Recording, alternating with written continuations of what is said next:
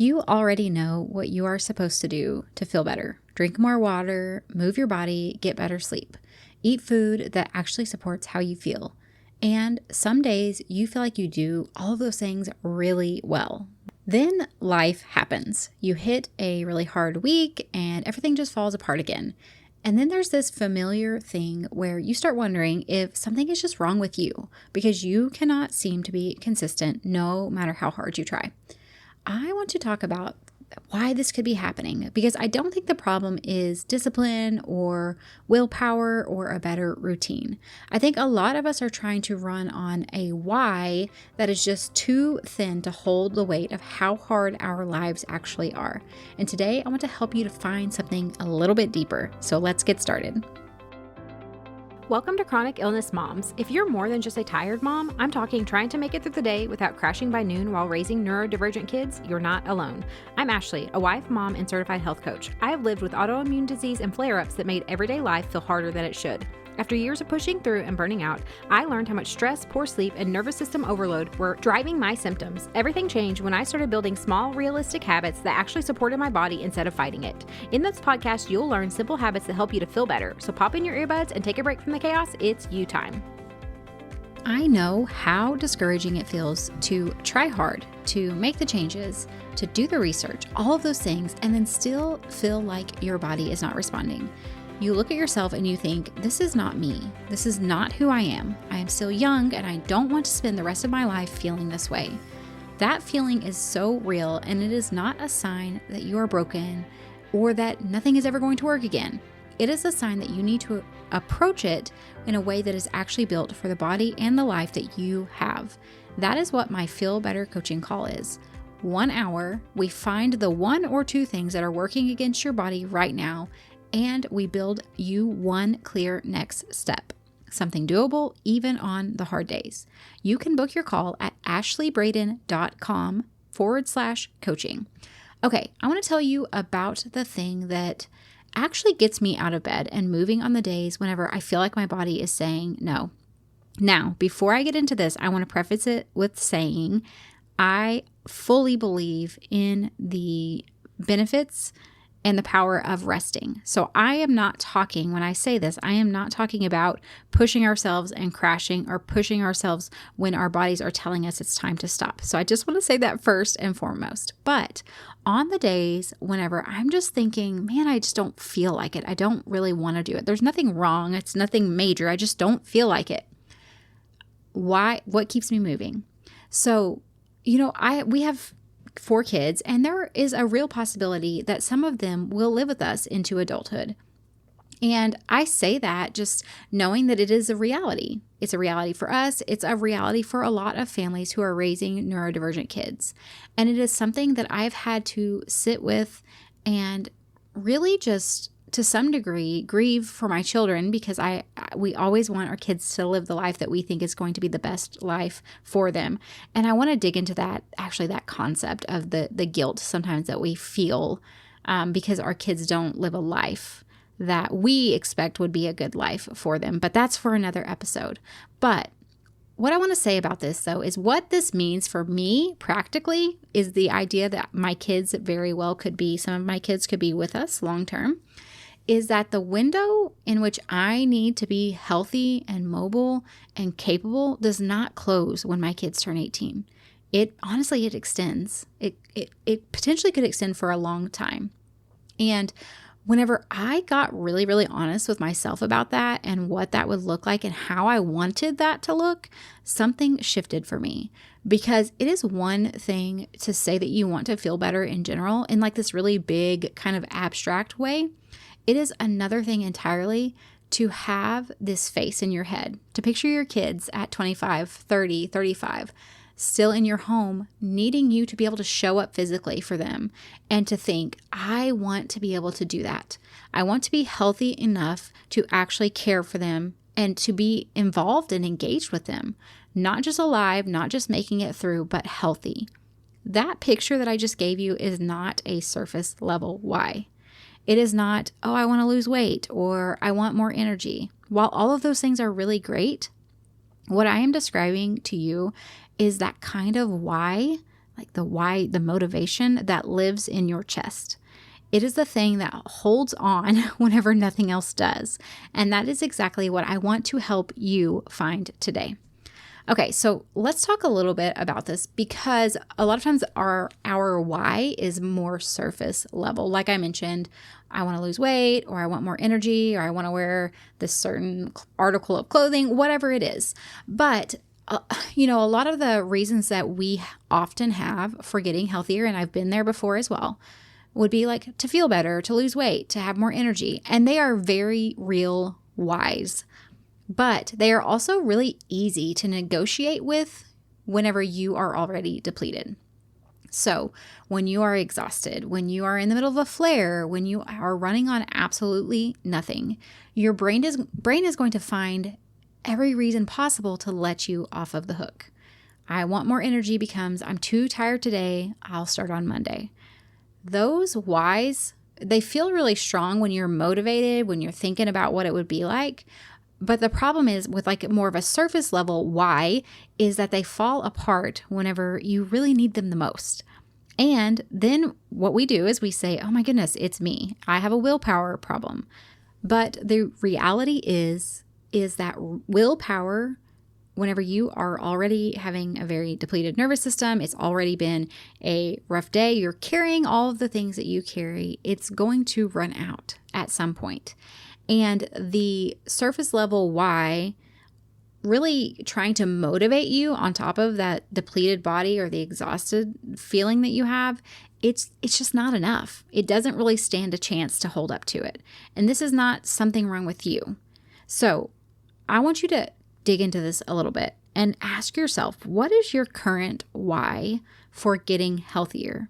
Just the first thing that pops into your mind. Now I want you to ask yourself, could you talk yourself out of it, of doing the thing that you know you need to do to help you to achieve the goal of getting healthier, whatever that specific goal is for you? Could you talk yourself out of it on a really hard day? If the honest answer is yes, I think I could, and I've been there before, then it is not deep enough yet. Your why is not deep enough. Okay, so let's talk a little bit about that digging deeper method. So take whatever your first answer was and ask yourself one more question. Why does that matter to me? So let's say your why is that you want to feel better. Why does that matter to me? Well, it matters to me because I am tired of sitting around all the time. Okay? Why does it matter to me that I'm tired of sitting around all the time? So we're going to ask it again. So keep going until you land somewhere that doesn't have a negotiable answer for you. That could look like, okay, well, I don't want to sit around all the time. Well, why don't I want to sit around all the time? Well, because I really have this fun thing that I want to do. Maybe I want to start hiking. Well, why do I want to start hiking? Because I love going out in nature. Well, why do I want to do that? So we just continue going until we get to a why that we can't talk ourselves out of. It matters to us even on the hard days. Okay, so your brain, it needs a reason bigger than whatever the current discomfort that you're facing is. And the further down, the further into asking yourself why that you go, the harder it is for your brain to argue with you to find a way out, essentially. Those surface answers are really about how you feel, but the really deep why are more about who you are or your values or what it is that you want to build or the people that you love and how your decision impacts them. So let's talk a little bit about what this could look like. Okay, it could be your goal is I want to move my body more. Okay, ask yourself why. Well, because I want to have more energy. Well, why does having more energy matter to you? Because I want to keep up with my kids. Why does it matter if you keep up with your kids?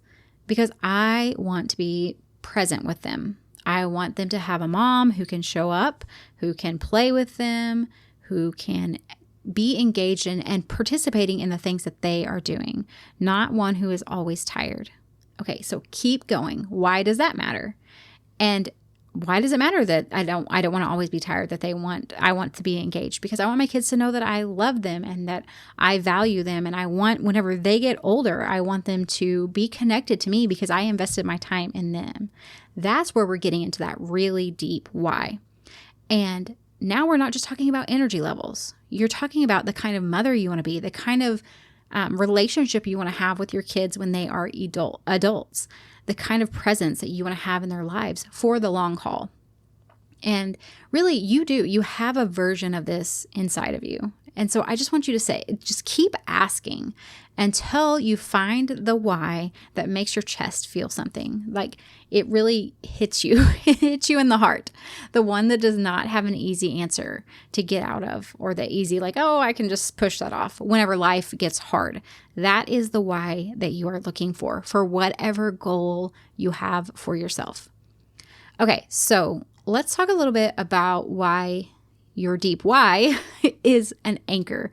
It's not just motivation for you to do things. So there is really a difference between feeling motivated and having a deep why. And I really just described it, which is that motivation is a feeling, whereas your deep why is a decision that you've made ahead of time. So your feelings, we know, they fluctuate, especially when you're managing chronic illness and all of the craziness of life that you are managing. There are going to be times when you do not feel motivated. And the reality is the why that you have, it doesn't change based off of how you feel. It is a fact that matters to you. It was true on the really great day when you said it, and it is also true on the really hard day. Whenever you feel like, oh my goodness, I don't think I can keep up with this. So I want you to dig in deeper. Start with the first why that comes to your head and then dig deeper. Ask yourself that question over and over again.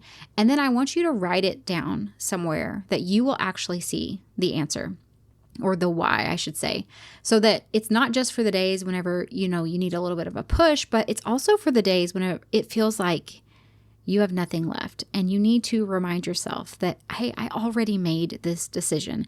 I already decided that this matters to me more. And then on those really, really hard days, it's not that you're looking for motivation. You're looking back at that picture of your kids, the idea that you have of how you're going to have that relationship with them when they get older. And then you ask yourself, is this one small thing worth it for that? So is doing this one thing that I could do today to improve or move the needle on my energy levels, is it worth it for that? And honestly, a lot of times the answer is yes. Now, there are times when your body needs rest, and that is okay too.